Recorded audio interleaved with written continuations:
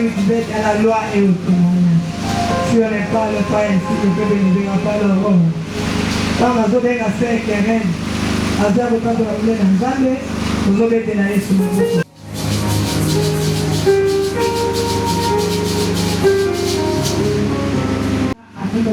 Après, on a dit à des gens, il y aura la fête de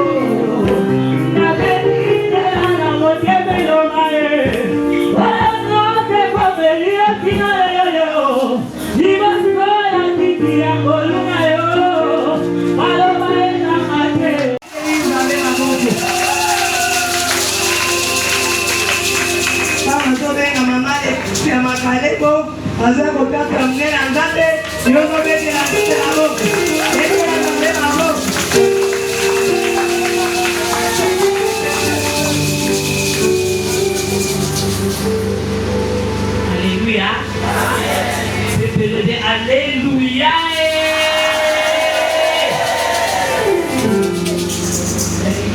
Témoigner avant que ma témoigner, je vais chanter pour l'Éternel et après je vais témoigner. Je vais exprimer mon désir, c'est lui de t'adorer, mon roi.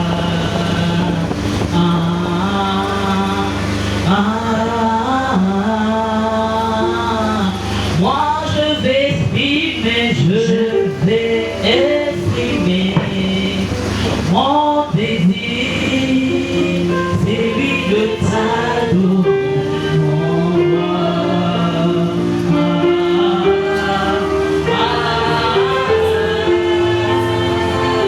Oh, comme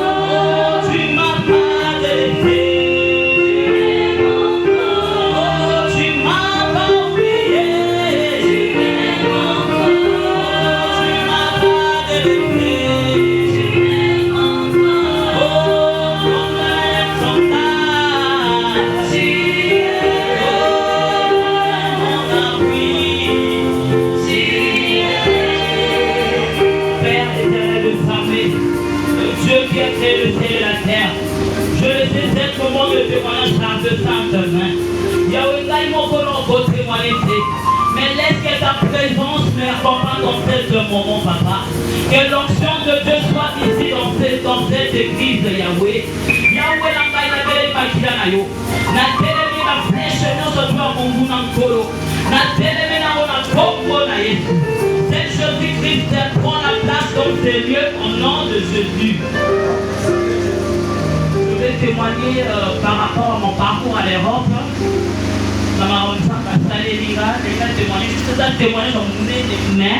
Je vais partager ça en deux parties. On témoigner juste au pied de l'autre la air.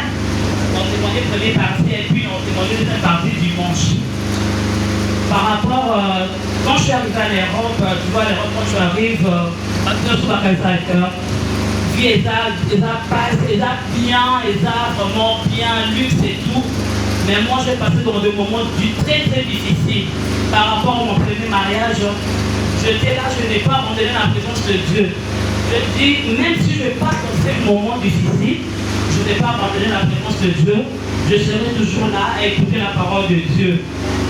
Et puis à un moment, j'avais, parce que j'ai 4 enfants, 4 enfants, il y avait vraiment trop de difficultés. Quand j'étais enceinte, il y avait des coups qui n'avaient. D'un coup, c'était un peu bon, on avait au bois brisque, mais je n'ai pas pu supporter. Je dis, Seigneur, moi je ne vais pas faire l'avortement. Je ne vais pas faire dans ma qualité, ma camarade, pour mener un gamin à mon corps. D'un coup, comment on entend dans la chambre, dans les cas juste un bouquet, la moitié, le sang, c'est comment ça parler en fait, après on le met la baille. Alors, est-ce que tu sais que moi, on a des bénédictions parce que là, ça va faire qu'on voit dans les années vraiment mon pied là-bas dans l'Issac. Il y a eu 2 chambres, on a salon cuisine. Et après, on va faire pour le besoin, mais moi je prie, je chante dessus, je fais de sacrifice, mais Seigneur, tu ne me réponds pas. À ce moment-là, j'étais toujours dans la présence de Dieu. On a abandonné, quitté, on a dit qu'il toujours la présence de Dieu. Après, on a allé, on a eu un côté de Sarah. Avec moi, on a fait des bénédictions. Sauf qu'il y a eu un avortement, là, il semble frapper parce que là, on frappait sur moi. Voilà, on a déjà un peu un problème là, papa, il y a quelqu'un qui sur sa politique, il m'a abandonné avec les enfants. Et moi, j'étais là dans la présence de Dieu, même si pas. On a dit qu'un enfant était, donc on a toujours un enfant. Et au stade que moi, j'étais avec tous mes 3 enfants, avec la 3 semaines, ma qualité comme elle a été. Un jour, on a eu ce qu'on a fait de bain. Et je vis dans mon hôpital, on a dit qu'on a eu l'hôpital. Donc, nous sommes de ma vie. Encore du coup, et le waka, tellement j'avais déjà l'esprit dans le moment parce que, et quand il y a un et il y a une dans aussi carotte. Tellement que les gens voient un scène dans le salon, dans aussi carotte. D'un coup, il y a aussi un date, un fou comme le Seigneur repentance. C'est-à-dire, ma qualité, ma vie, Seigneur, pardonne-moi. Et puis, la vie normale. Avec 3 enfants, avec la 3 mois dans la Liboumou, je faisais des courses moi-même, tout c'était moi-même. Donc, c'était un peu dur, mais Nathalie qui battait la culture, Nathalie qui a zamba la qui peut nanga, dès que ça a toujours ma carte qui a élevé bana, toujours ma carte qui a côté, à côté, dans l'école, on peut avoir éducation. Et pour les kawana, ça va sa grâce, comme si on a la boucle dimanche, on a dit pas un manteau. Parce que l'autre, ça va l'église, mon côté, la mission, non, maintenant je vais chercher Dieu, dans mon collègue, qui va en Zambie. Ça va être pour l'exemple, pour profondeur, dans l'église, dans l'église, la bonne sémence. La ligne, comme ça, la je vais voir mon corps, la ligne, la ligne, c'est pas la côté, l'église, la laisse pas la menton, la ligne, tout qui est église, on a église, parce qu'on disait, l'église, elle est fait en l'autre là. Et puis, un certain dimanche, mais l'église a foutu les filles en moi, c'est la seule sur moi. L'église est yo autres ça va païen banda et bon on gagne na kakayo na bana na malili il faut savoir répondre là et je pleurais donc la zone d'appeler que moi n'a pas dit ça bon j'ai dit anniversaire le 22 septembre 2022 na moi courrier va tenir la petite nanda comme nene donc ma petite nanda est Zambé et Silité.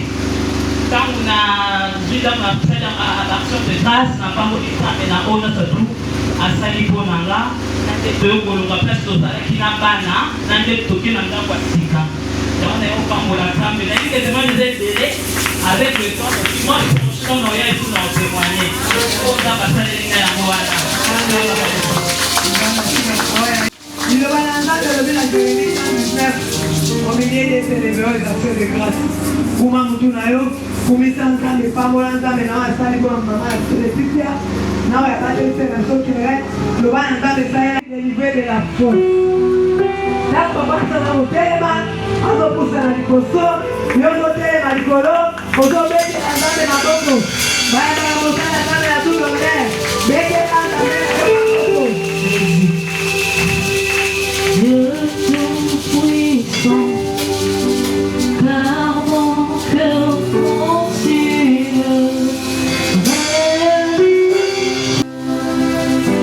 Le ciel d'Asie, mes éclats répondent.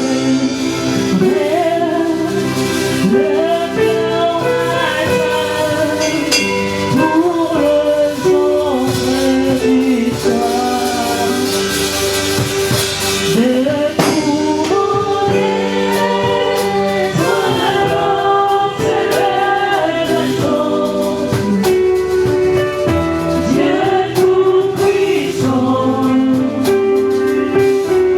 tu es moi, tu es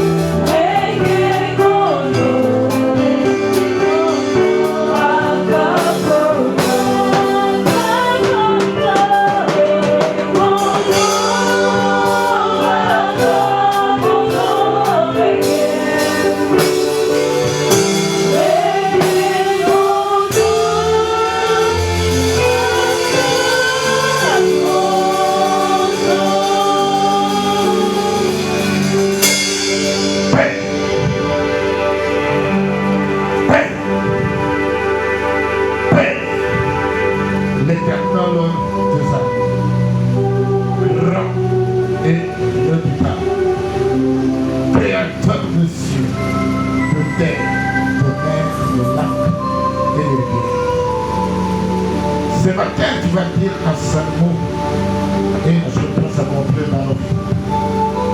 Dans Romains 4, 17, tu appelles à l'existence ce que dans Daniel 2, 20 à 21, tu es le maître des temps et des circonstances. Seigneur, en 2025, nous avons beaucoup contourné cette montagne Kades Barnea à la recherche des solutions des années perdues. Mais tu as dit dans Deutéronome 2, 3, regardez maintenant vers le nord. Le nord, c'est Jésus-Christ de Nazareth. On l'appelle l'étoile brillante du matin. On l'appelle Alpha et Oméga. On l'appelle le rocher de Satan. On l'appelle le Dieu dans la Trinité. On l'appelle l'avocat général du parquet céleste. On l'appelle le juge président du tribunal céleste. On l'appelle l'avocat général du parlement céleste. On l'appelle le juge des vivants et des morts. Amen. Père, ce matin, nous avons pris compte de la présence de Jésus-Christ dans cette salle. Dans cette année de 5, je serai tout autour de vos murailles de feu. Que la muraille de feu puisse entourer cette salle au nom suprême de Jésus-Christ de Nazareth. Dans Lévitique 6, nous plaçons au milieu de cette salle le feu qui ne s'éteint pas. Dans Isaïe 66, 15, notre Dieu est infini. Il convertit sa colère en flamme de feu, ses menaces en brasier de feu, et il fait son jugement par le feu. Dans Terroir indice, si nous sommes des enfants de Dieu, que le feu tombe dans cette église à cet instant, et cela au nom merveilleux de Jésus-Christ de Nazareth. Nous plaçons au-dessus de ce toit, selon l'ordre de Osée 7, 12 à 14, les filets de Dieu. Tous sortis, occultistes, satanistes qui oseraient passer au-dessus de ce toit, sera arrêté par le filet de Dieu. Tout autour de cette église, nous entrons cette église par le feu. Par le feu encore. Père, nous voulons que cette non-rédacteur puisse rayonner cette année dans cette église. Et c'est là au nom puissant de Jésus-Christ de Nazareth. Que Dieu bénisse la prière de Dieu. Amen. Je ne vais pas tourner sa part de feu. Amen. Tourne tous les regards sur nous. Amen. Et Dieu s'accorde la paix. Amen. Amen. Pesa moninga voisin na yo mbote loba na ye ozali premier dimanche ya mois fongola matoi oyoka vision ya Ora matoi oyoka vision ya tabernacle. Amen. Bien aimé dans le Seigneur, Baninga mikati na kolo. le terme que nous allons développer, bien comprendre la vision du tabernacle divin. Esengeli yososola malamu limonisi ya tabernacle vision. Bien comprendre la vision du tabernacle divin. Esengeli yososola malamu limonisi ya tabernacle divin. Nous allons commencer par deux versets de base. Donc 1 Samuel 9, 1 à 5, et puis 1 Samuel 10, verset 2. 1 Samuel. Lèvons-nous, s'il vous plaît, pour honorer la parole de Dieu. Je dis au nom du Seigneur Jésus. Il y avait un homme de Benjamin nommé Kis, fils d'Abiel, fils de Théro, fils de Bécorat, fils d'Abiach, fils de Benjamin. C'était un homme fort et vaillant. Il avait un fils nommé Saoul, jeune, beau, plus beau qu'aucun des enfants d'Israël, les dépensa tous de la tête. Les années de Kis, père de Saoul, s'égaraient, et Kis dit à Saoul, son fils, prends avec toi l'un des serviteurs, lève-toi, va chercher les ânes. Il passa par la montagne d'Éphraïm et traversa les pays de Shalisha sans les trouver. Ils passèrent par les pays de Shalim et il n'y était pas. Il Ils parcoururent le pays des Benjamin et ne trouvaient pas. Ils étaient arrivés dans le pays des Touches. Lorsque Saoul dit à son serviteur qui l'accompagnait, viens, retournons de père de notre père, oublie les ânesses et ne sois à peine de nous. 1 Samuel 10, le deuxième verset. Aujourd'hui, après m'avoir quitté, tu trouveras des hommes près des sépulcres de Rachel sur la frontière de Benjamin à Telchat. Ils te diront, les ânesses que tu allais chercher sont retrouvées. Et voici, ton père ne pense plus qu'aux ânesses, mais il est à peine de vous dire que dois-je faire au sujet de mon fils. Acclamons Esaïe. Esaïe. Venez lire Esaïe. Ok, parole du Seigneur. Il faut d'abord parler de l'historique du tabernacle.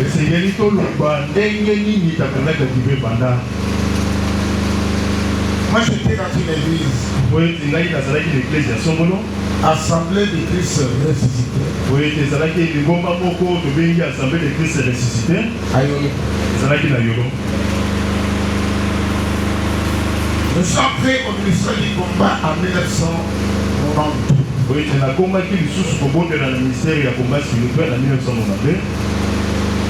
J'ai refusé d'entrer dans la classe des pasteurs. J'ai dit je vais entrer dans la foule. Je voulais comprendre ce qu'on disait sur Maman Olangi. Amen. Amen. Je suis entré dans la classe de F92. La continuité de F92. Ensuite, on va nous fusionner F1 et F2. F1, F2. Il va donner la promotion Jérémie. Donc, je suis de la promotion Jérémie du ministère du combat spirituel. Parce que une promotion, c'est comme à l'armée. C'est comme à l'effort. C'est une promotion. Les autres sont restés dans l'armée. Les autres ont créé des écoles de société de gardiennage. Mais ils restent dans la promotion. Donc je suis de la promotion Jérémie. Une promotion avec les salis général Oleko, Général Baïnon, Général Kipong et les autres. Amen. Amen. Un jour, c'était le 20 septembre 2000. Le 2 septembre 2000, j'ai eu la première vision. Ensuite, je vais encore voir la deuxième vision. Ensuite, la troisième vision. Qu'est-ce que je vis? J'étais à la 17e rue. Pour les gens qui connaissent la 17e rue, juste à la porte de la construction. Il y a un conteneur de construction que je parle.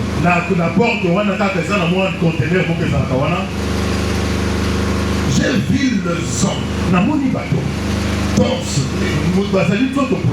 Les femmes baillent jusqu'au sac. Qui venaient du petit boulevard. Les autres venaient du poids lourd. Ils venaient maintenant. Ils entraient dans la porte où se trouve ce conteneur. Moi j'étais habillé en tenue blanc de médecin. Je recevais chaque membre. Et je l'amenais là où on faisait la délivrance.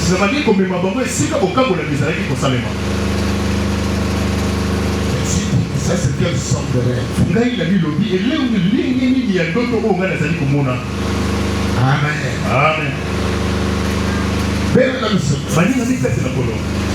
J'ai suivi les P10. P10, P11, P11, P12, P13, P14, P15, P16, P17, sans absence. P17. Après le P17, na nsima ya P17 on va nous demander d'entrer en profondeur basengi na biso tokota na bozilo pour comprendre mpona kososola quelle fonction spirituelle Dieu va embrasser dans po elobenge nini oyo ngai nakoki kozwa oyo tobengi fonction spirituelle na kati na mosala wana nazali kosala. C'est de là esika wana Dieu va me donner nzambe yapesi ngai le mandat de la libération. ya kopesa lituri oyo ya kopesa oyo tobengi libération. Il va me donner aussi à 3 reprises yapesi ngai yango mbala misato le verset d'Ésaïe 42, 6 à 7. mokona na Esaïe 42, 6 à 7 Si on peut lire ça, Ésaïe 42, 6 à 7. soki bakoki kotangela biso yango. Moi, l'Éternel, j'étais appelé pour le salut. Je te prendrai par la main, je te garderai, je t'établirai pour traiter alliance avec les peuples, pour être la lumière des nations, pour ouvrir les yeux des aveugles, pour faire sortir des prisons les captifs et des lèvres cachots ceux qui habitent dans les ténèbres. Parole du Seigneur.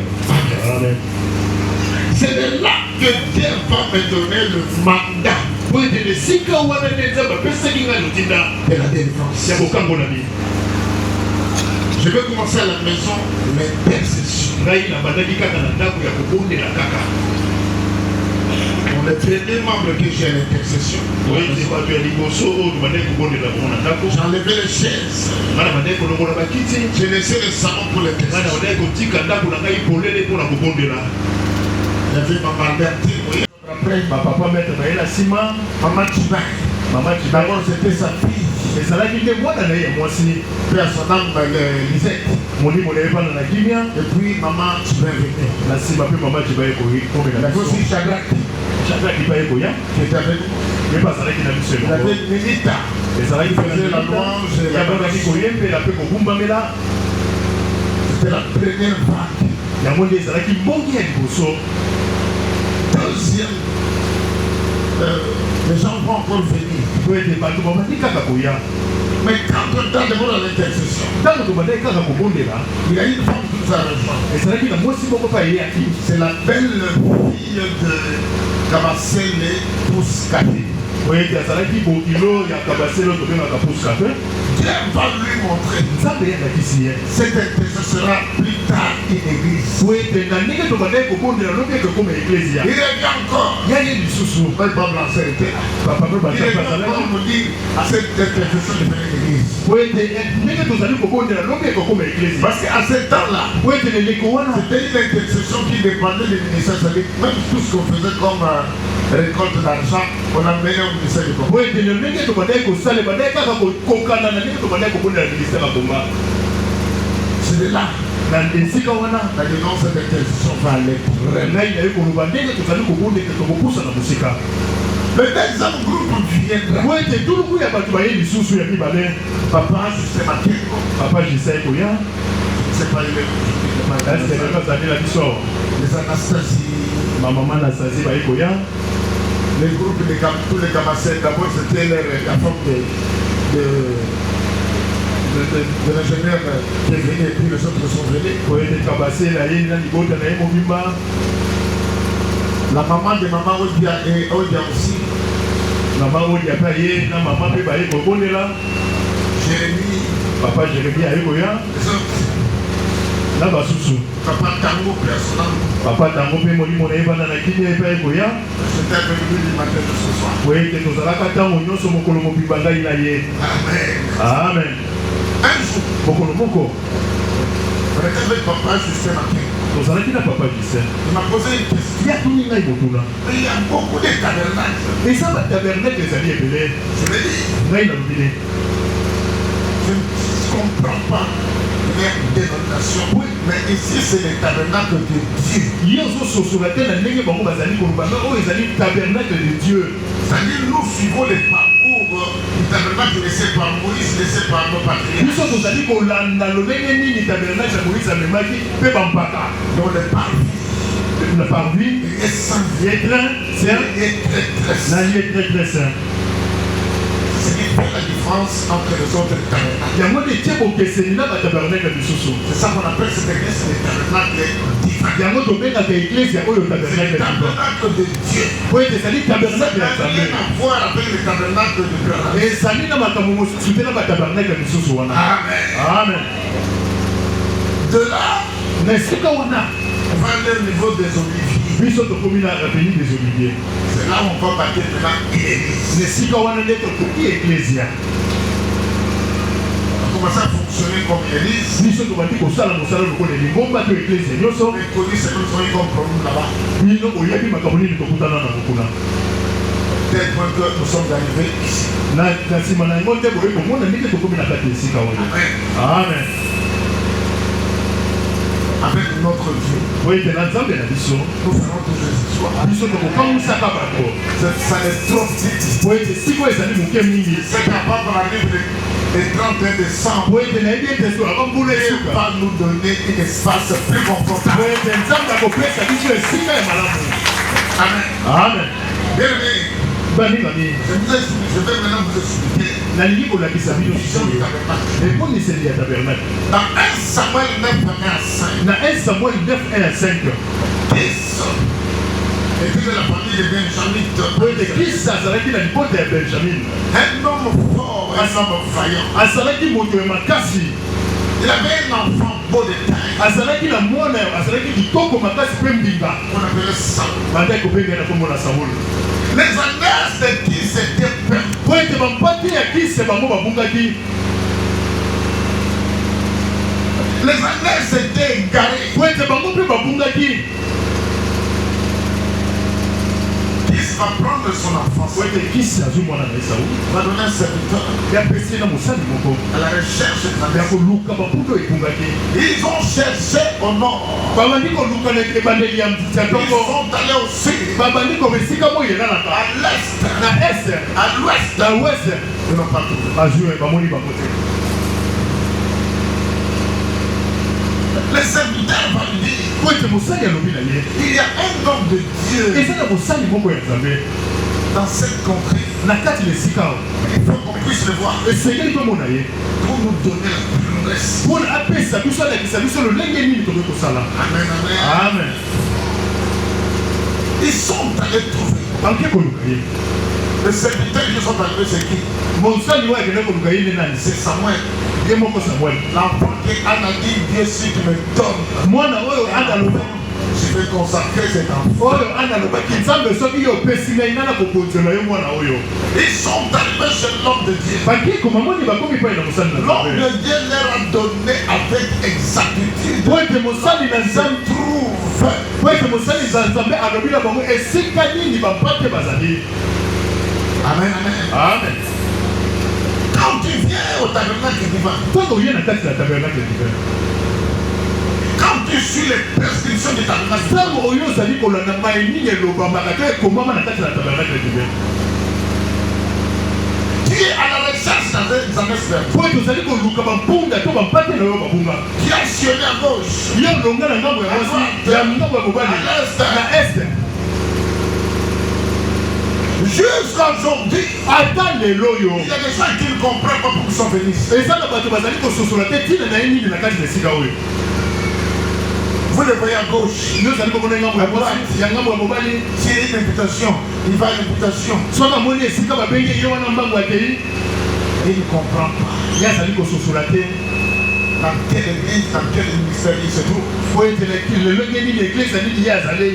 Bien aimé, baningami aux États-Unis, na États-Unis il y a quelqu'un qui avait une famille. ezalaki na kaneteni Il a vendu sa mère ye ateki oyo ezali ferme na ye pour venir en Afrique, mpona koya na afrike à la recherche de l'or. koluka oyo tobengi wolo. Il est descendu par la Tanzanie. yakiti na mbongo ya tanzanie Il n'a pas eu de l'or. yazwi wolo te. Il est allé au Kenya. yake na Il kenya n'a pas trouvé de l'or. azwi wolo te. Il est venu à RDC. aye na mboka na biso Il a trouvé une petite page. azwi kaka ya moke. Le jour qu'il est rentré aux États-Unis, mokolo oyo asongaki na mboka na il a ye dit, je vais voir la ferme. nakei kotala esika oka na bandai Il koboko na arrive à mboka la na porte, ngai. il retourne, regarde. ye akomi na porte amoni Mais bato c'est baza vous kokengela. n'entrez pas ici. papa esika oyo On esengeli a okota te. écrit la deuxième réserve de l'or des États-Unis. bakomi na esika wana esika oyo ya mibale babombaka wolo na mboka ya etats-unis. Est-ce que vous comprenez? parceke bozali kososola C'est de l'or. ye bandai koluka wolo Mais l'or s'est trouvé dans sa ezalaki esika ye azalaki. Amen. Amen. Il y a des gens qui ne comprennent Et ça pas. n'a pas de bazali ko sosola te tina nini na kati sika oyo. Au lieu de rester, Esengeli na yatikala. prêcher, Ya koluka. apparemment, Ya kotumbola nolo na ye. il préfère aller ailleurs. Esengeli na yeke de mopati. Il devient vagabond. Abandi kotambola koyengaka yengaka. Après, il va dire que Na yango tozali komona. nous étions ainsi le 31. Biso tozalaki le 31 décembre. Aujourd'hui, papa, maître qui m'a appelé, puisque tous les enfants sont sortis, ils étaient restés à la Oye maison. te papa maître abengaki abibana nyonso babimaki atikaki kaka ye moko na Maman mama. Odia qui m'a téléphoné que sa sœur est malade et elle est à l'hôpital. Mama oyo ape abengaki alobi ndeko na mwasi azalaki na koepai na minganga. Je me pose la question. Ngai na mitunaki motuna. Qui est ce que Dieu veut dire dans cette Yo ozali mosali na nzambe na kati na esika Les oyo. 31 qui étaient où? Le 31 décembre oyo ozalaki esika nini? Amen. Amen. Il vient ici avec le micro, serviteur de Dieu. Yo ozali kosimba oyo ezali lisango olobi ngai na sekesani na yo ozalaki wapi? Amen. Amen. Tu es un vagabond qui a reçu cela. Yo ozali moto ya koyengaka yengaka. Il va errer comme ce monsieur là-bas. Yo ozali koyengaka yengaka lokola mokepaka ye. Ok. Ya kolukaka oyo tobengi wolo. Amen. Amen. C'est de là que Dieu va me donner cette possibilité. Esika wana nzambe apesaki nga Éphésiens 3, Ephésiens 3 verset 20. verset 20. Si on peut nous lire Éphésiens 3. La puissance qui agit en nous, infiniment au-delà de tout ce que nous demandons ou passons. Parole du Seigneur. Pas encore dans Ézéchiel 12, 22 à 28. Ézéchiel 12, 22 à 28.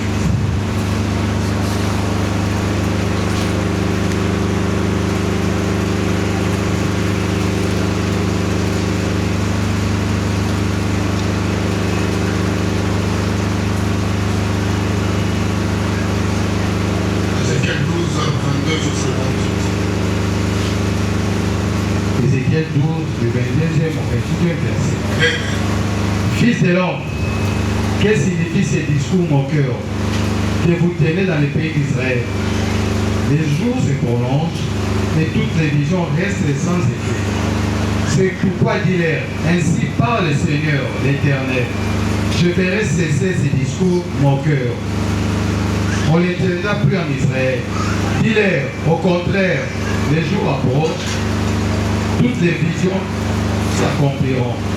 Car il n'y aura plus de visions vaines, ni d'oracles trompeurs au milieu de la maison d'Israël. Car moi, l'Éternel, je parlerai, ce que je dirai s'accomplira, et n'en sera plus différé. Oui, de vos jours, filles des rebelles, famille des rebelles, je prononcerai une parole, je l'accompagnerai, dit le Seigneur l'Éternel. La parole de l'Éternel me fut adressée en ces mots. Fils de l'homme, voici la maison d'Israël. Dis, les visions qui ne sont pas prêtes de s'accomplir, ils prophétisent pour des temps éloignés. C'est pourquoi dis-leur, ainsi parle le Seigneur l'Éternel.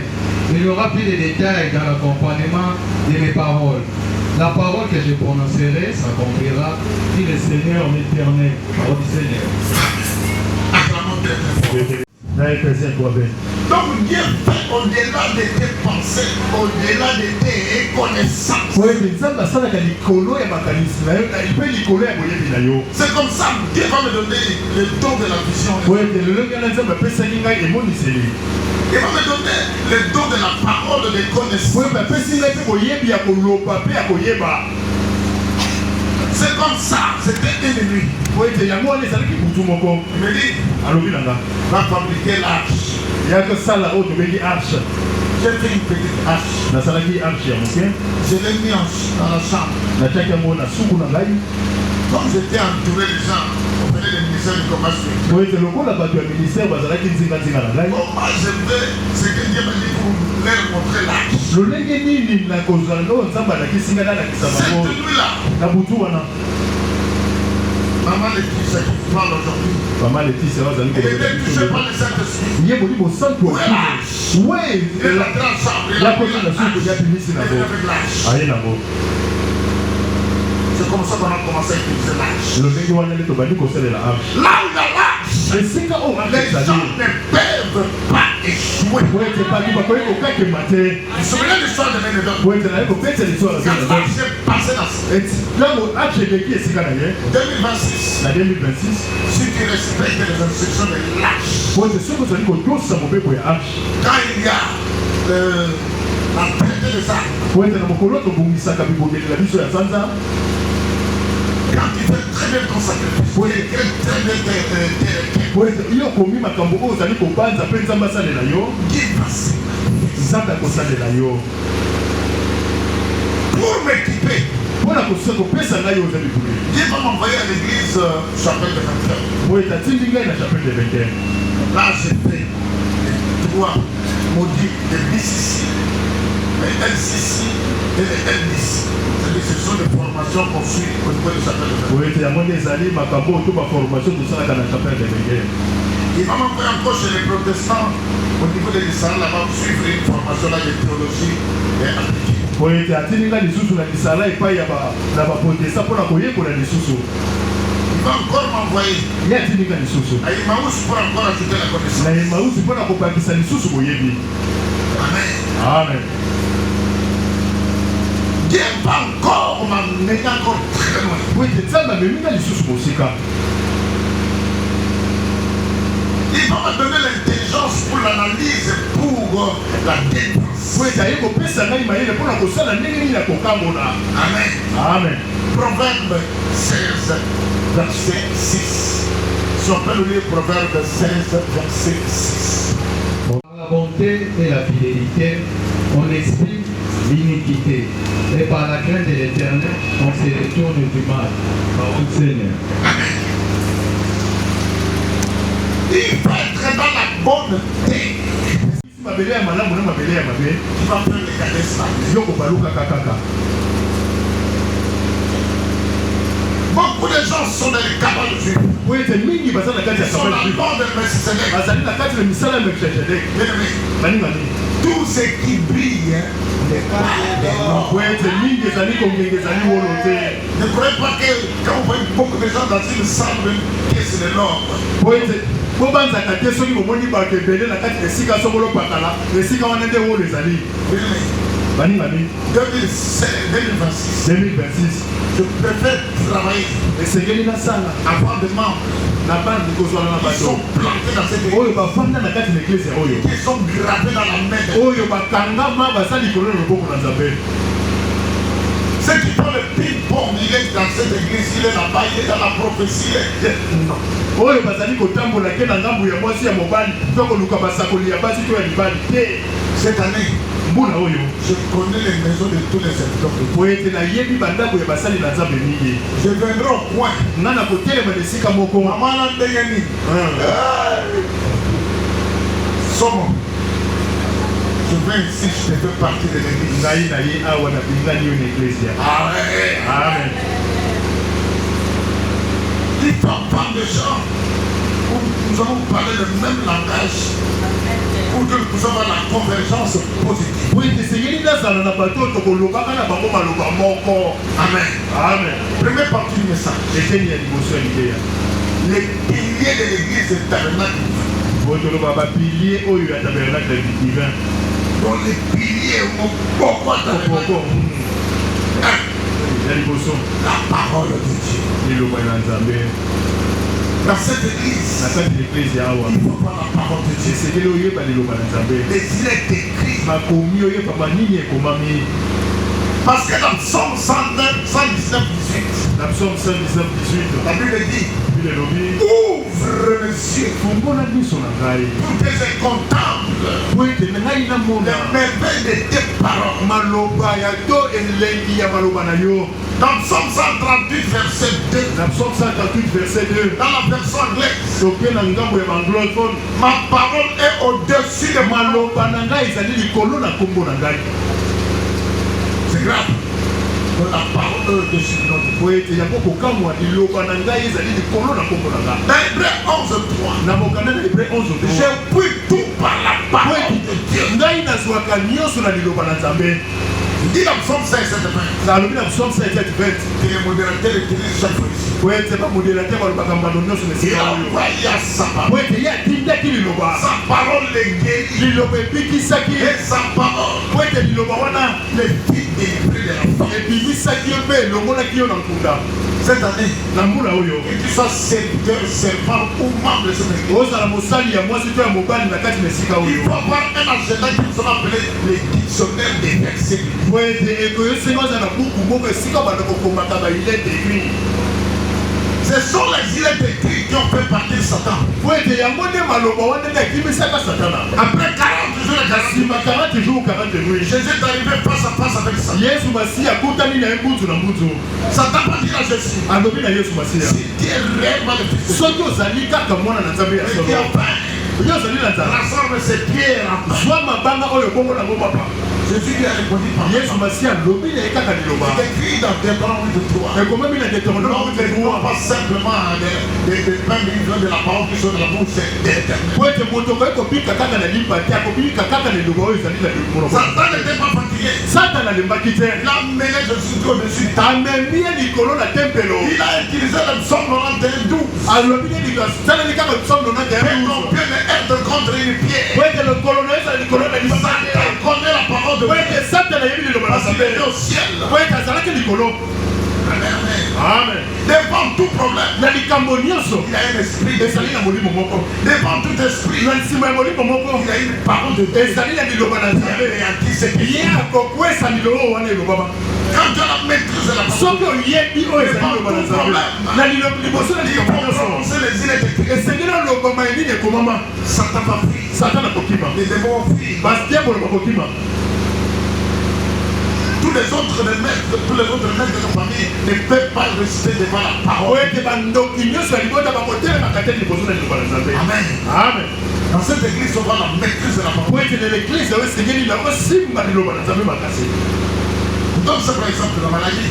nazali olukaka bokono moko Tu es à la maison, yo oza na ndako tu tombes malade à 1h du matin. yo bokono ekongi yo na ngonga ya butu Tu vas aller dans quel dispensaire? yo kokende komona monganga na rd Il n'y a même pas de véhicule à cette heure. ozaka na motuka te Mais il y a au moins 4 versets bibliques principaux. eza kaka na baverse biblike minei na kati na yo na biblia. Proverbe 4, 20 à 21. na proverbe 4:21 La parole de Dieu est médecine. po ete liloba na Nzambe yango nde kisi. Celui qui trouve la parole moto ayebi liloba trouve la guérison. anglais azwi lobiko. Dans Hébreux 4, 12, na Hébreux la parole 4:12 de Dieu tranche. po ete liloba na Nzambe yango nde Elle epasolaka. sépare sur tous les moyens. yango nde epasolaka. Cette parole fait des opérations sans vie. yango nde epasolaka epesaka milobiko. Ata hernie ezalaki. Hernie. yokopa Yamba Hébreux 12, 14. Amen. 4, 12 à 14. Amen. L'ennemi va prendre fuite. Amen. Amen. Amen. Dans Ézéchiel 37, 12. L'ézéchiel 37:12 Prophétise si les ossements. esengeli na yo osakola likolo na miku oyo ekauka. Toi-même prophétise. yo moko okoki kosakola likolo na miku oyo Parce que ekauka. dans Somme 91, na Psaume 81 ouvre ta bouche. fungola monoko na yo Que je puisse la po ete ngai natondisa yango. Par quoi? nakotondisa yango na nini? na kaka na liloba na Nzambe. Parce que dans Somme 82, 6, po ete na Psaume nous 86 sommes de Dieu. biso tozali banzambe. Nous ne sommes pas notre nature. biso toyebi te lolenge nini biso tozali. Moi, je vois comme on a une amie. mbwa Moi, je soso comme on a une amie. soso Moi, je ntaka comme une amie. ntaba Moi, je nzambe comme une amie. mwana Nzambe. Amen. Deuxième pilier po ete mopoko ya mibale du tabernacle divin, ya tabernacle c'est divin la repentance sincère. ya komikitisa mpe kosenga koyebisi ya solo. Parce que dans Jacques 2, na Jacques 2 12 à 13, 12 à 13 la miséricorde mpona ete komikitisa to triomphe sur tout. po ete yango nde etombolaka sela oyo nyonso bakatela yo. La miséricorde komikitisa to kosenga komikisi sur tout. Dans 2 Pierre 3, 9, na 2 Pierre 3:9 le Seigneur ne tarde pas po ete Nzambe ye dans awumelaka te l'accomplissement des mpona promesses. kokokisa bilaka na ye. Il ire de patience, po ete azelaka yo voulant que chacun de nous puisse. moko moko kati na biso. Bien-aimé, balingami si tu fais les 7 versets, Proverbe 6, 16 à 18, ton verset central. Chaque jour, les miracles s'accompliront là-bas. Il faut suivre les parvis. Il faut suivre les parcours de Dieu. Parvis. Il est saint. Il est très saint. Pourquoi je lis les versets, les proverbes 6 et 7 il y a 7 choses que moi Dieu j'ai aimé. Je ne pas le pasteur Makalé. Il est le Saint-Esprit. Il est Jésus-Christ. Mais c'est Dieu lui-même. Il en a en horreur. Le pied entre dans les lieux obscurs. C'est le féticheur. C'est le marabout. Amen, amen, amen. Dieu n'aime pas ça. 2. La langue menteuse. C'est ça.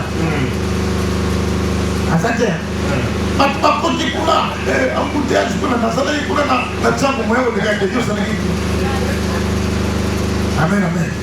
Naba papa, naba bana, naba mama, l'apôtre Père, c'est Jean 44. Le père des mensonges, c'est le diable.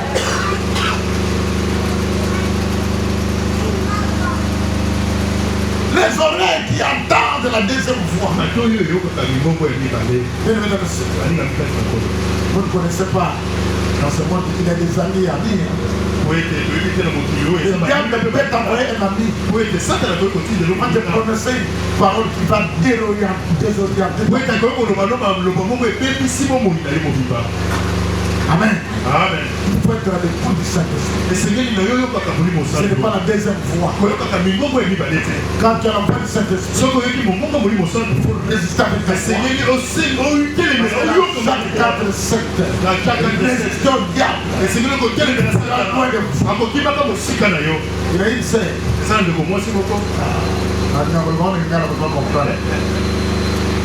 Avec fiancé. Assis, fiancé dans sa classe. Et il a dans sa classe, bon, mais ça, moi je dis son heure à la connaissance de là-bas, fiancé. Mais comment c'est gagné? À Konda, ma Koutmanda, ma toy de la Amen, amen. Ma comment c'est gagné? Ma Koutmanda. Ah! C'est comme fille. Elle dit, oh, ça va avec ça qu'il y a lié. Amen. Attends, le ministère. Yo, crée un navaï. Elle dit, vous avez la musique. Elle dit, dans la musique, garçon n'a pas toujours cessé. Mais nos progressions n'ont cessé. Par chef de service qui a commis fonder le pouvoir. Pardon, avant de finir, ma soeur a mon longo. Pardonnez-moi, mais vous avez un moment de nerval. Mais vous avez un moment de donner sa ligne. Sauf qui prenaient supposer que Ayokaga Paro a bien dans le moment de Amen. Amen. Tina Teza. Oui, le gars Amen. Oui, le lobby. Yamoutoute. Amen, amen, amen. Amen. Écoutez le Saint-Esprit. Pas la deuxième fois. La deuxième fois, c'est la voix du serpent. Amen. Amen. Troisième pilier dans cette église. La déclaration prophétique. Dans Jean 1. Au commencement était la parole. La parole s'est fait chair. La parole c'est Dieu lui-même. C'est ici que les témoins de Jéhovah ont changé. Quand tu prends l'air Bible, l'air de couleur soir, tu prends notre Bible, ils ont modifié. Non, pas de la parole de Dieu. C'est fait chair, la parole de Dieu. Non, la parole de Dieu, c'est pas. Ils ont changé. Ils ont changé ça en 1963. Même les témoins de Jéhovah ne savent pas qu'ils ont choisi de ça avec toi. Là, dans Colossiens, là, on parle de la divinité de Christ. Que Jésus-Christ est Dieu. Non, Jésus-Christ est fils de Dieu. Amen. Amen. La Bible est claire. Dans Apocalypse 22, si tu retraites, si tu ajoutes quelque chose de la Bible, tu n'es plus dans les vrais. Amen, amen. Amen. C'est le 25. Amen. Amen. Marc 11, 23, 25. Marc 11, 23, 25. Si tu dis à cette montagne, si tu ne doutes pas, va, jette-toi la mer. La montagne va. Dans cette église, il faut des déclarations.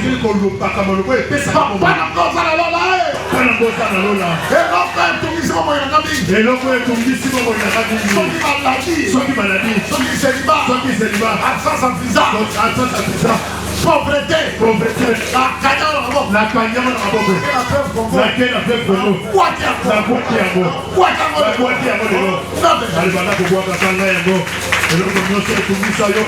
la 2025, la 2026, la kandi yango, la simi yango na maboko na mibale, na ke na mona ebale, na kuaki yango, na Congo na Yesu. C'est un verset central pour chaque membre de ta vie. Un serviteur de Dieu américain, il prêchait que c'est ce verset biblique. Que ce soit la radio, la télévision. Il souffrait du cancer.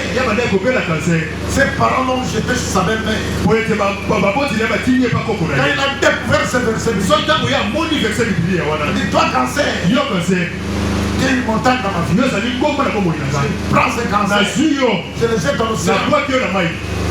Après 2 semaines, le cancer est parti. Laisse-moi te dire, le verset qui va utiliser après le verset, ils vont partir. Ils vont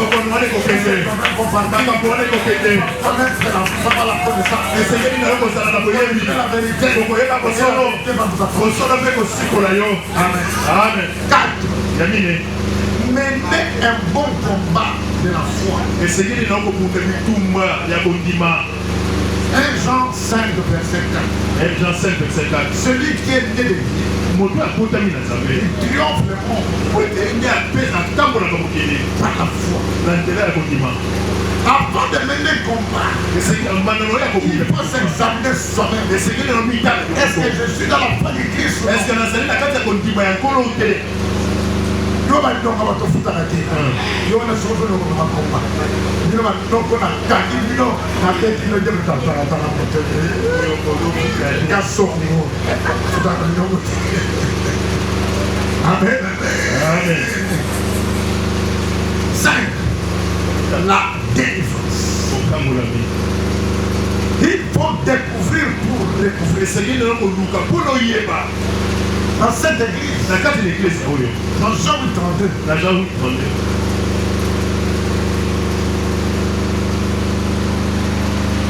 vous connaîtrez la vérité.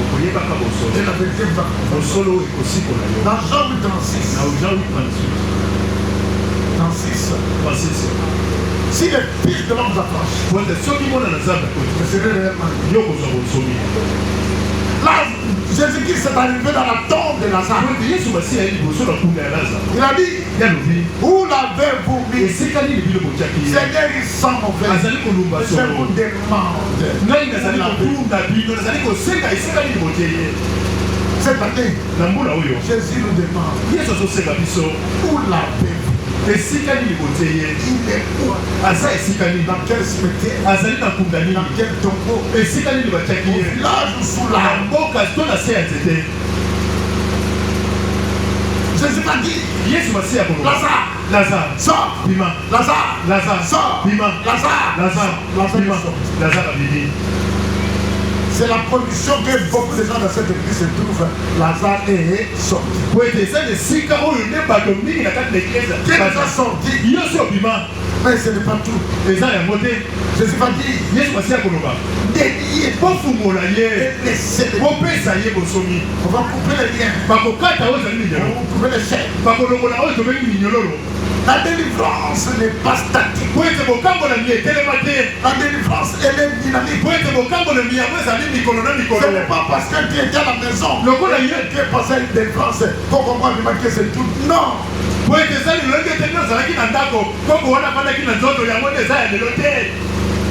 Est-ce que tu peux comprendre?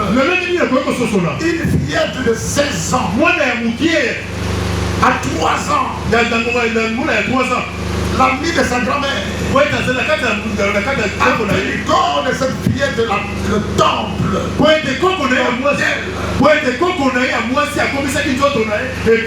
cette femme, cette fillette avait dans son corps le chaudron, l'autel des ténèbres.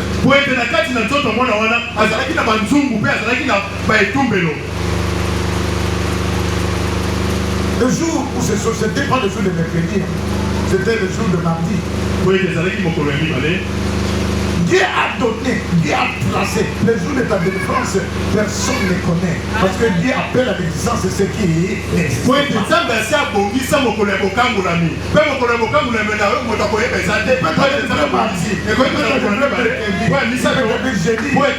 les dimanches, Dieu toi reste au poste. Attends là. Par sa Amen. Délivrance de Bézali. Amen. Délivrance de Béboya. Amen. Amen. Amen. Il faut aimer la délivrance. Tu te dis serviteur de Dieu. Parce que celui qui délivre a besoin de la délivrance.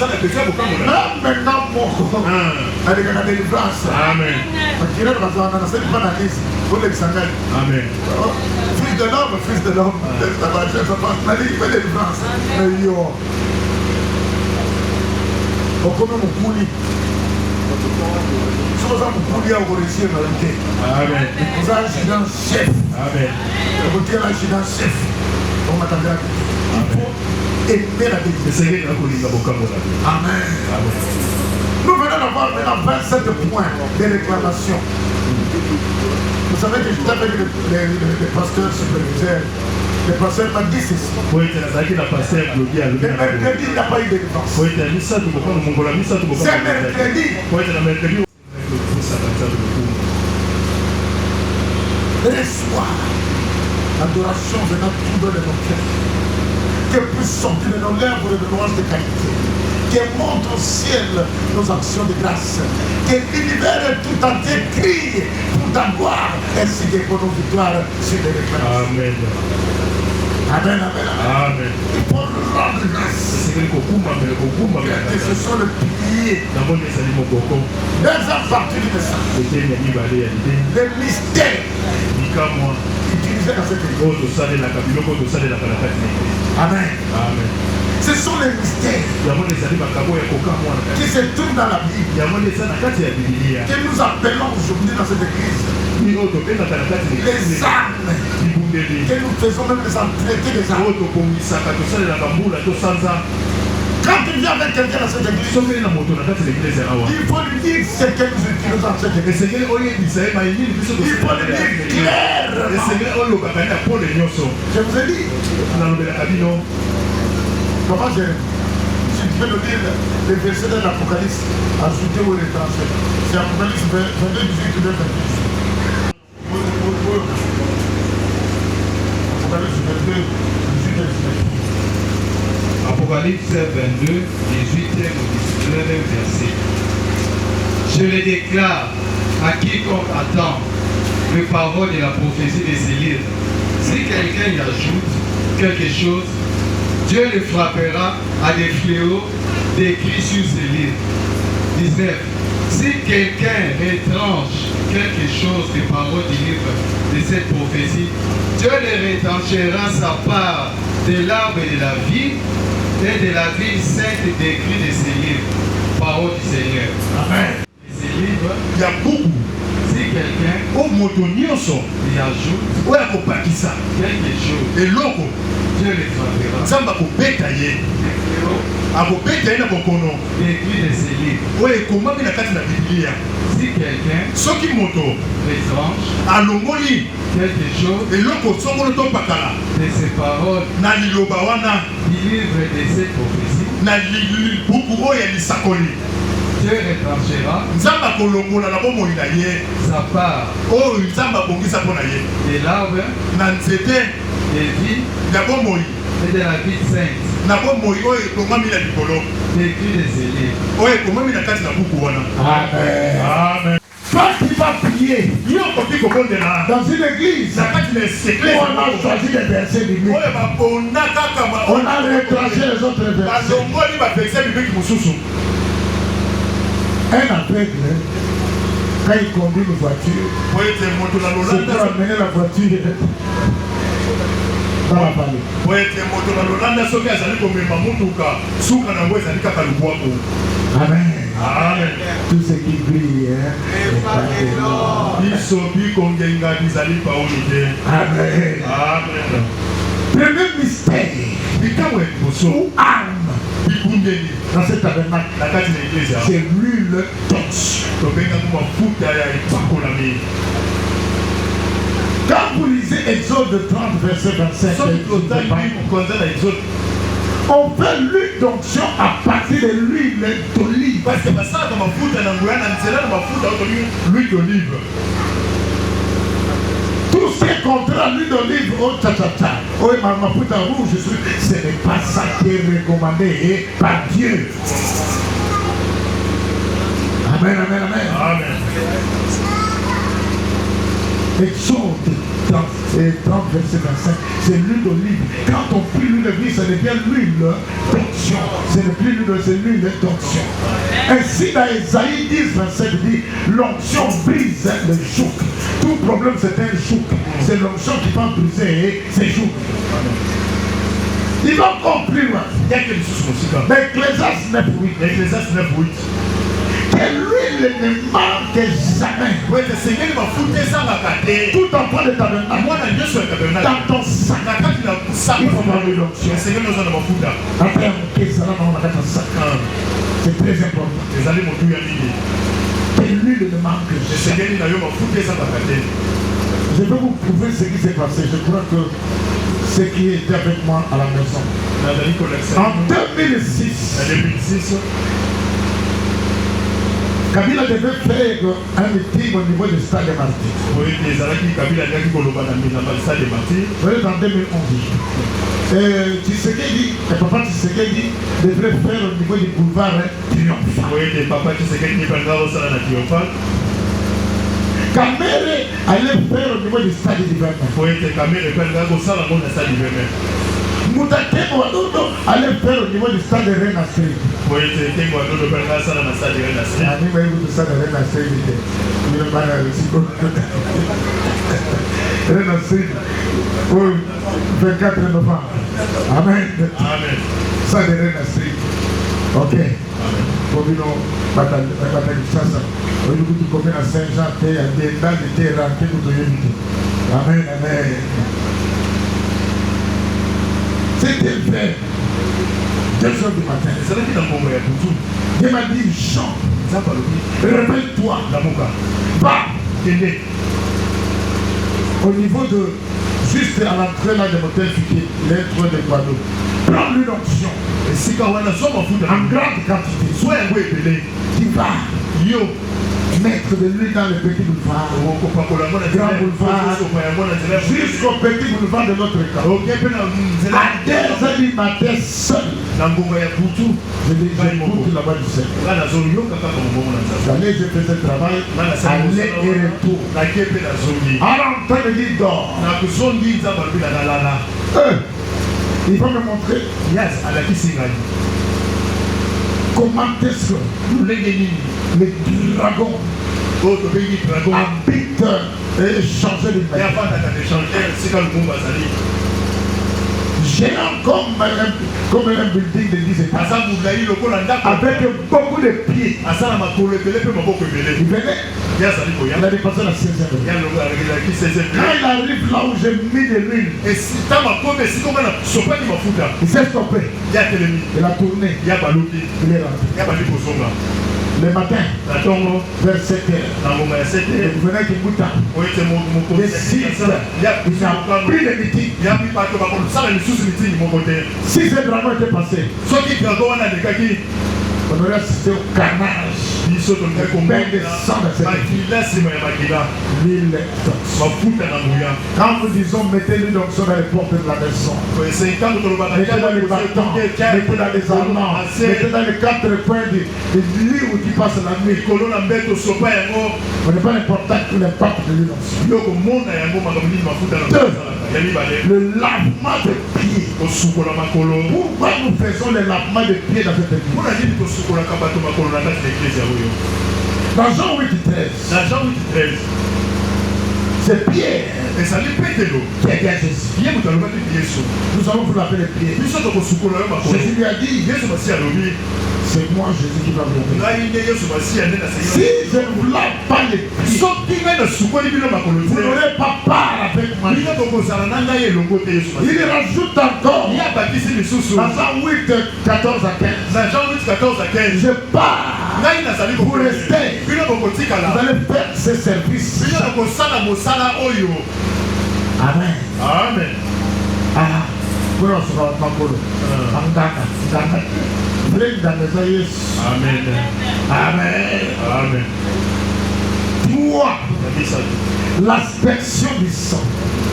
Pourquoi nous faisons l'aspersion du sang? Oh, main rouge, main rouge, vous ne savez pas. La Bible déclare dans l'Apocalypse 106, nous avons la capacité d'échanger l'eau en sang. Amen. Amen, amen, Amen. Parce que dans le Lévitique 14:7, si quelqu'un avait la lèpre, on prenait un oiseau, on prend la gilette, on fait une incision sur l'oiseau qui est vivant. On asperge dans le corps du lépreux. 7 fois, on lâche. L'homme était directement guéri. Lévitique 14:7. Maintenant, dans le Nouveau Testament, dans Psaume 17, on a trouvé le dans Psaume 17, on a trouvé le pied de Jésus. Dans Isaïe 56, on a arraché la barbe de Jésus. Dans Matthieu 27:6, on a planté sur le corps de Jésus 19 fois. Dans Matthieu 27:29, on a mis la couronne de pine sur la tête de Jésus. Dans Luc 22:44, et la sueur et le sang se sont transformés en grumeaux. Dans Jean 19:34, on a percé ses corps. Le sang qui a coulé 7 fois crie dans nos vies. Quand ce sang crie dans nos vies, nous avons des résultats. Par le sang de Jésus, nous sommes rachetés de la malédiction. Par le sang de Jésus, nous marchons dans la lumière. Le sang de l'homme de tout problème. Par le sang de Jésus, nous sommes justifiés. La vie par le Dieu de la sainteté. Par le sang de Jésus, nous avons la vie de Dieu dans nos corps, dans nos âmes, dans nos esprits. Par le sang de Jésus, nous avons accès de Jésus-Christ dans nos maisons. Acclamons Jésus. 4e mystère, comme arme, le sel.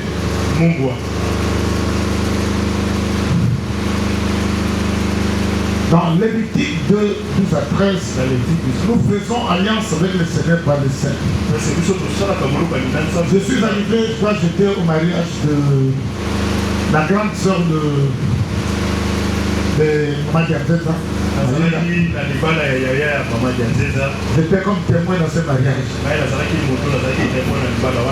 Mais on arrive dans la salle. Quand on fait la cérémonie du mariage, la femme doit prendre le sel pour donner à l'homme. Comme l'homme doit prendre le sel pour donner à la femme. Signe d'alliance. Mais nous, quand nous perdons le sel, nous faisons alliance avec Dieu. Parce que dans 2 rois 2:19, il y avait la mort, maladie incurable, des problèmes sérieux. L'homme de Dieu, Élisée, a pris une assiette, il a mis le sel, il a jeté dans la soupe, il y a eu assainissement. Nous avons des témoignages frappants dans cette église. Une femme dans cette église avait le VIH-Sida. Quand on a fait l'assainissement au niveau des oliviers, elle est partie dans une station hygiénique. Elle a commencé à pisser. En rentrant, elle est entrée chez moi. Elle a demandé une station hygiénique. Elle a commencé à faire la pisser. Il est allé vers Cité Verte. Il arrive au rond-point Gap. Il a demandé aux gens de la station. Il est entré dans une station. Il arrive au niveau de Cité Verte. Le matin, tous les signes de VIH ont disparu dans le corps.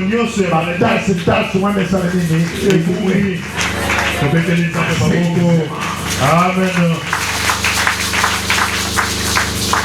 Certains mystères ou annoncer le manteau. Vous connaissez l'histoire d'Élie et d'Élisée. Quand Élie est arrivé au niveau de Jourdain, il a frappé le Jourdain par son manteau. Le Jourdain s'est ouvert en deux, ils sont passés. Mais quand il a été rappelé au ciel, il a laissé son manteau. Élisée a récupéré le manteau. Quand Élisée est retourné, il a frappé aussi. Le Jourdain s'est pendu à deux.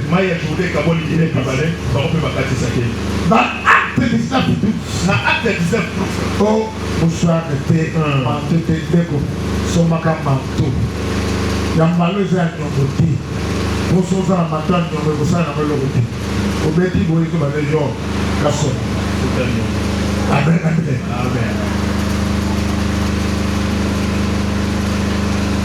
La Bible dit dans Acte 19:12, beaucoup apportèrent des linges, des mouchoirs, qu'ils appliquaient sur le corps des gens. Les gens étaient guéris.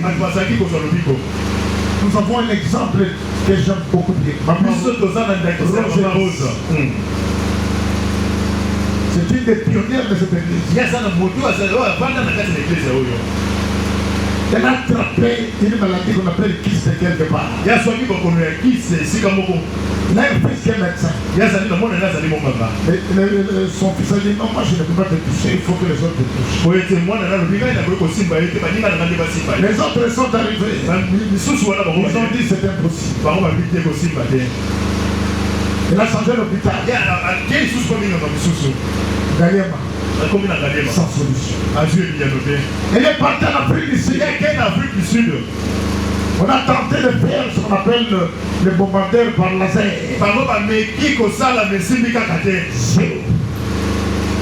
Elle est rentrée.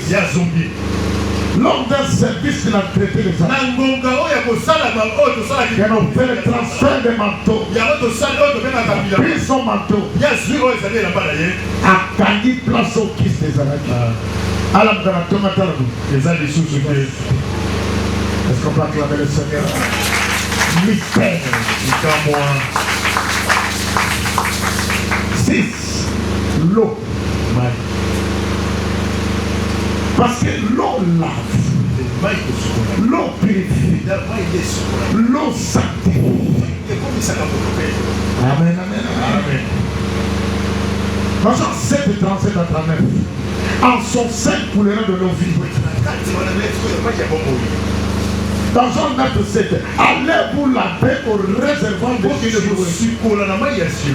Quand nous lavons nos visages, c'est pour que nous puissions voir clair. Comme dans Jean 34 et 32. Seigneur, montre-moi les choses que je ne vois pas. Il faut que l'avenir puisse être ça. Amen. Amen. Troisième partie, l'explication des vertus de 2026.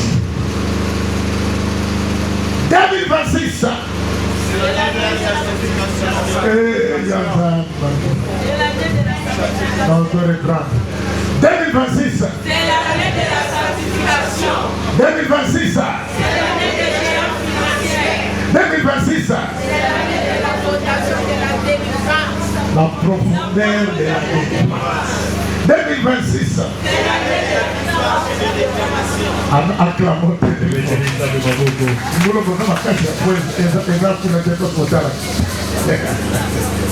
Amen. Un, c'est l'année de la sanctification. Il faut être dans la sanctification. J'ai suivi les réseaux sociaux, ça doit être mon émérance ou bien une autre femme, la maman Nana Oki.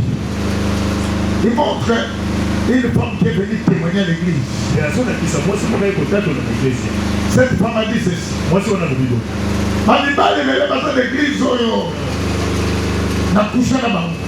Moko moko motele. Tata ya tele na kini. L'église papa. C'est comme ici, ma camarade nous a dit. Ici c'est la sanctification. De l'intérieur comme de l'extérieur. Il faut la sanctification de l'intérieur comme de l'extérieur. Même à toi, moi, je pense à tout. Il faut qu'on nous ligue au sous-péché. Il faut qu'on nous ligue au sous-péché. Amen, amen, amen. Sanctification à l'intérieur comme à l'extérieur. C'est l'année de la sanctification. Même au quartier, on doit sentir que non, maman a sauvé la vie. Amen. Amen, amen. Amen. Aussi ma Bible, aussi ma Bible, si ma cité. Il faut être une femme, un homme sanctifié. Amen. Amen. Amen. Deuxième verset. C'est l'année des géants financiers. Cette année, il y a des gens. Même hier, quand je préparais, il y a des gens dans cette église qui vont paper l'argent qui n'ont jamais papé dans leur vie. Les gens qui vont construire comme ils n'ont jamais construit.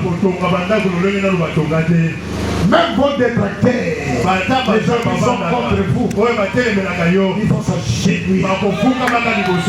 Ceux qui ne veulent pas prier, ils vont te suivre à la prière.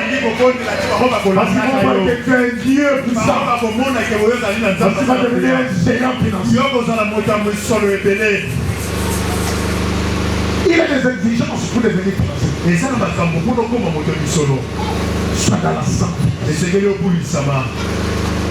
Soit dans les dîmes et les offrandes. Soit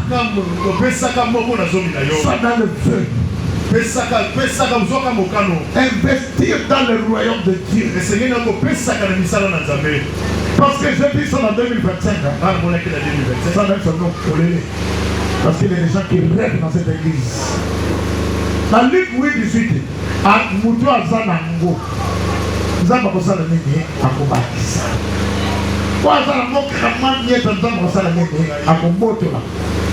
Dans cette église, je vis. Nous sommes allés là. Nous sommes allés là. Nous sommes allés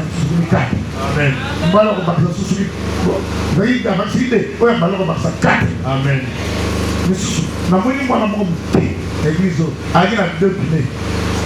Il y a moto. Nous avons bâti les trois pinés. Amen. À combien de 5 unités. Amen. Moi, on Amen.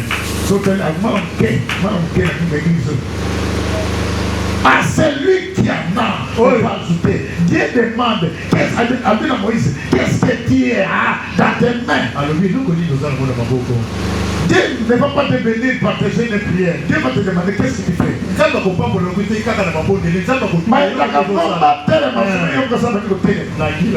Quelle banque qui va te donner l'argent? Qu'est-ce c'est bien. Qu'est-ce que tu fais dans la vie? Donc tu as combien en compte? Ma personne qui est là, on va faire comme cette année, c'est l'année des géants financiers. Il faut faire ce que les gens doivent faire. Dans ce pays, il ne faut pas rester chômé. Il faut travailler. J'ai vu les jeunes gens.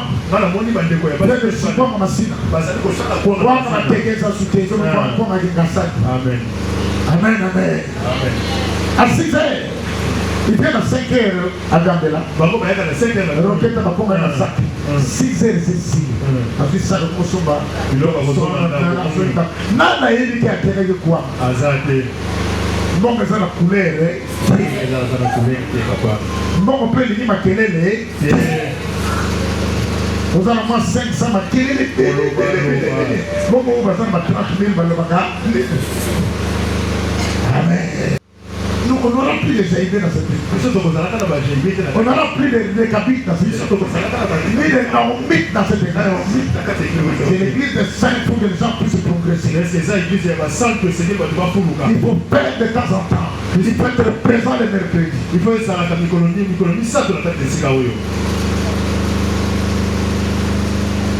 Alors, maman Berthe, maman tu te retiens comme matin. Même ce que sono dans la carte à membre et à le cadet de France. Bon dire que nous avons acquis un Boya 64 la délivrance. Dimanche, tout le monde a noté. Ok, Naka, Wapi. Vous avez un mercenaire, il y a quand même pas. Amen. Nous avons au moins un Wapi. Nabino. Bon, nous avons battu l'église pour nous voyer à la délivrance. Amen. Amen. Mercenaire. 4. La victoire sur les réclamations. Nous avons passé au moins 21 jours sur réclamation des dettes. Tu as vu cette fillette? La grand-mère qui l'a accompagnée, c'est la qui l'a bâtie chez la femme là-bas. Elle a même des dettes. Il y a des restos. Il y a des vœux. Il y a des dîmes, offrandes, les alliances cachées, les hôtels. Beaucoup de gens marchent dans l'adoration de la reine des ciels sans savoir. Il y a des gens qui sont dans la séparation coutumière. Il y a des gens qui sont dans les péchés. Amen. Amen. Bien aimé dans le Seigneur. Il y a 3 conseils que je vais donner cette année. Que je vais donner pour bien comprendre la vérité.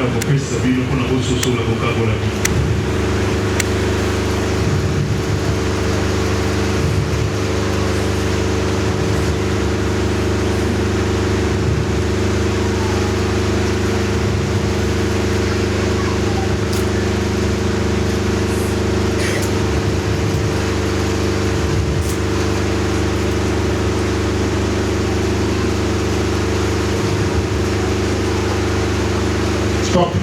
Personne ne pas match. Si ma verre m'a pas vu. C'est que ça tout autourné à moi, nous sommes bâtis à just shout. Just ce moment se fait. Maman il a travaillé, il est mal. Stop. Bon. En ce que la vie vos générations, vos tournées, vos sommatés, vos sommes pas dans la et quoi y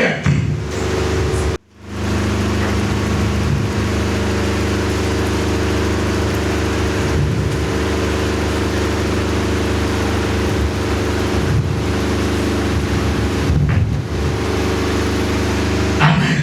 Est-ce qu'on peut acclamer pour le Seigneur? Quand toutes les questions, Maman Emerance, Maman Naomi, voilà le maillot pour ici. Voilà Nini, Masali Nini. Au battre, c'est ça la concentration. Ils étaient concentrés pour maïs et soya.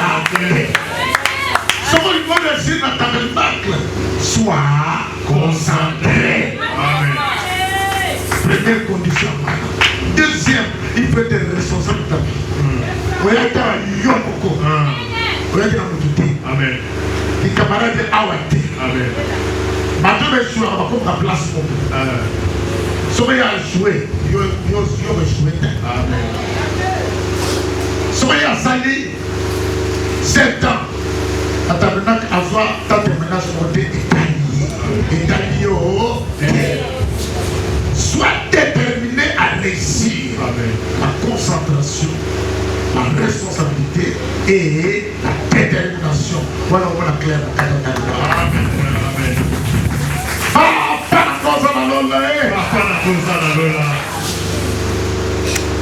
Na première de l'or. Et la magnon sur la latisanga. On a clair de la vision de la na pasole la bawa. Pasole la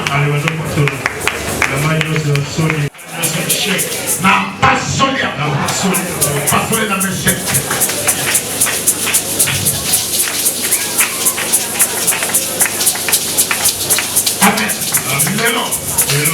Nazam Tambolo côté. Et la manion sur la famille.